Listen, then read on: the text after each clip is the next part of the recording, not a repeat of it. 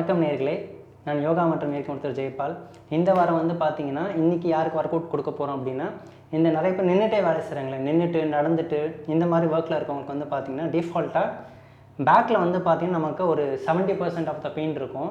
அதுக்கப்புறம் வந்து பார்த்திங்கன்னா இந்த நீக்கு பின்னாடி வந்து பார்த்திங்கன்னா பெயின் இருக்குது. ரொம்ப நின்றுட்டு இருந்தாங்கன்னா தொடை முட்டிக்கிட்டெல்லாம்.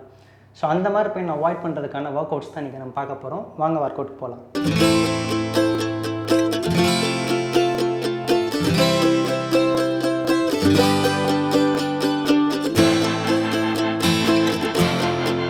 ஃபஸ்ட்டு வந்து நம்ம இப்படி கால் நீட்டி உட்காந்துக்கணும்.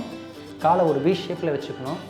இதில் வந்து பார்த்திங்கன்னா 2 மூமெண்ட் இருக்குது. ஒன்று பெண்டு இருக்குது, இன்னொன்று ட்விஸ்ட் இருக்குது. இது ரெண்டும் பண்ணணும். நம்ம என்னென்னா ஃபஸ்ட் பார்த்துக்கோங்க. 1 இப்படி வரணும், 2 வந்து ஆப்போசிட்டில் ஒரு ட்விஸ்ட் பண்ணணும் இப்படி.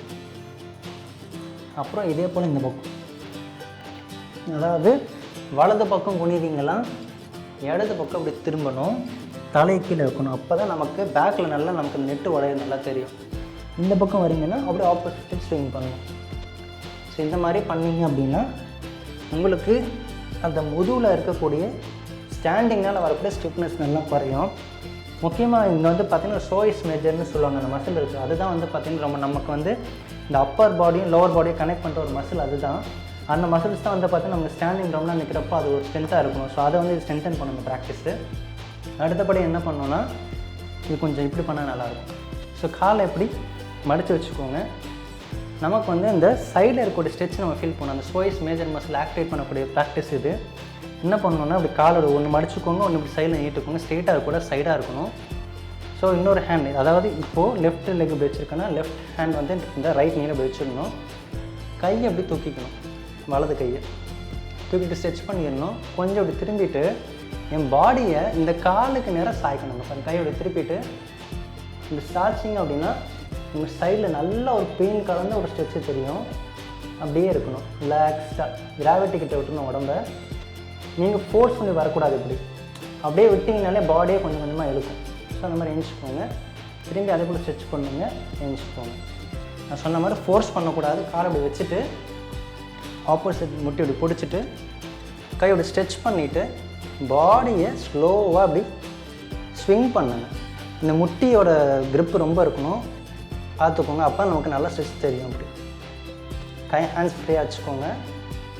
ரொம்ப ஃபோர்ஸ் பண்ண வேண்டாம். பாடியோட வெயிட் அப்படியே இழுக்கும். ஸோ இந்த மாதிரி இந்த பக்கம் ஒரு 10, இந்த பக்கம் ஒரு 10 ஸ்ட்ரெச் பண்ணிடலாம். ஸோ சிட்டிங்கில் வந்து பார்த்திங்கன்னா இந்த ட்விஸ்டிங்கும் இந்த ஸ்ட்ரெச்சும் பண்ணிங்கன்னா லோ பேக் வந்து பார்த்திங்கன்னா நமக்கு ஸ்ட்ரென்த்தனிங்கும் ஆகும், அதே சமயம் ஸ்ட்ரெச்சும் ஆகும். அடுத்தபடியாக வந்து முட்டி போட்டு பண்ணணும். ஏன்னா நம்ம ரவுண்ட் நிற்கிறப்போ நமக்கு அந்த தைஸு ஹிப்பு தான் வந்து பார்த்திங்கன்னா நல்லா ஸ்ட்ரென்த்தனிங்காக இருக்கணும், அதே சமயம் அந்த ஸ்டிஃப்னஸ் எல்லாமே இருக்கணும். அதுக்கு வந்து என்ன பண்ணணும்னா உஷ்ட்ராசனான்னு சொல்லக்கூடிய ஒரு போஸ் இருக்குது. ஆனால் அதை வந்து பார்த்திங்கன்னா நம்ம ஒரு டைனமிக்காக பண்ண போகிறோம். ஃபார்வர்ட் பேக்வர்ட் ரெண்டும் சேர்ந்து. உஷ்ட்ராசன் அப்படின்ற கையை இப்படி வச்சுட்டு இப்படி பெண்ட் பண்ணுவாங்க. இதுதான் உஷ்ட்ராசன். பட் நம்ம பண்ண போகிறது எப்படின்னா ரெண்டும் சேர்த்து பண்ண போகிறோம். அதாவது ஃபார்வர்டாக இப்படி இப்படி குனியணும் 1, 2 வந்து பேக்வர்ட் போகிறப்போ இப்படி கையோட புஷ் பண்ணிங்கன்னா பேக்வர்டாக அப்படி பெண்ட் பண்ணலாம். ஸோ இது முதுகு தண்டுக்கும் நல்லது. இப்போ வந்து பார்த்திங்கன்னா அப்படி ஃபார்வர்டாக பேக்வர்டாக தள்ளுறப்போ நமக்கு தொடைப்பகுதி நல்லா ஸ்ட்ரெச் ஆகுங்க. பாருங்கள்,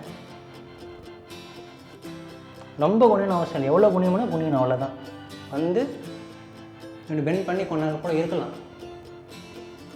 ஸோ இந்த மாதிரி மாற்றி மாற்றி பண்ணணும். பண்ணிங்கன்னா உங்களுக்கு அந்த லோ பேக்கில் இருக்கக்கூடிய ப்ரெஷர் நல்லா ஃப்ரீ ஆகும், சேமே தைஸ் நல்லா ஸ்ட்ரென்தன் ஆகும். அடுத்தபடியே திரும்பி முட்டி போட்டுக்கணும். முட்டி போட்டு என்ன பண்ணலாம் அப்படின்னா தெரிந்துக்கோங்க. கொஞ்சம் மிகவும் நல்லாயிருக்கும்னு நினைக்கிறேன். ஓகே.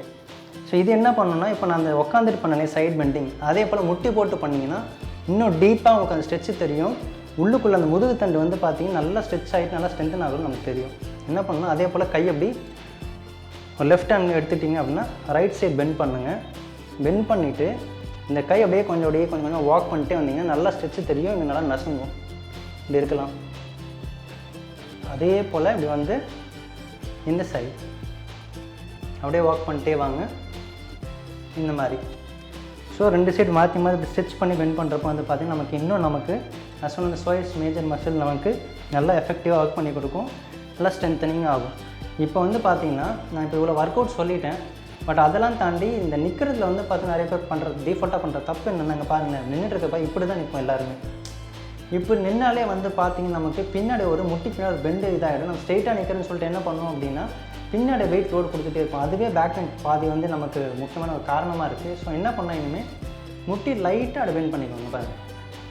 ஸோ இப்படி வச்சுருக்கீங்க, ஸ்லைட்டாக அப்படி வச்சுட்டிங்க அப்படின்னா அந்த வெயிட்டு கரெக்டாக முட்டிக்கு பின்னாடி இல்லாமல் கிரவுண்டில் போய் கரெக்டாக ஹில்ஸில் விழும். ஸோ அது ரொம்ப மேஜரான தப்பு நிறைய பேர் பண்ணுறதுல. முக்கியமாக பெண்கள் வந்து பார்த்திங்கன்னா இந்த மாதிரி இருக்கிறதுனாலே அவங்களுக்கு முட்டி வலி சீக்கிரமாக வர ஆரம்பிக்குது. ரொம்ப பெரிய பிரச்சனை இதுதான். ஸோ இப்படி இருக்கிறத கொஞ்சம் இப்படி நிறைய பேர் என்ன பண்ணுறாங்க, இப்படி போயிடக்கூடாது, அதுவும் தப்பு. ஸோ கரெக்டாக நமக்கு அந்த வெயிட்டு கொஞ்சம் இப்படி பண்ணிங்கன்னா அந்த ஹீல்ஸில் வெயிட் விழும். அது ரொம்ப இம்பார்ட்டண்ட்டான விஷயம். நிறைய பேர் என்ன பண்ணுவாங்கன்னா ரொம்ப முன்னாடி போயிடுவாங்க, இல்லை ரொம்ப பின்னாடி வந்துடும். ஸோ கரெக்டாக அதை பார்த்துக்கோங்க, இந்த பொசிஷனில் தான் இருக்கணும். அப்போ தான் உங்களால் வெயிட் ரொம்ப நேரம் நிற்கிறத வந்து பார்த்திங்கன்னா பேலன்ஸ் பண்ண முடியும். எந்த கால் இதை ஸ்ட்ரென்தன் பண்ணுறதுக்கு நம்ம என்ன பண்ணலாம் அப்படின்னா கால் அப்படி சேர்த்து வச்சுக்கலாம்.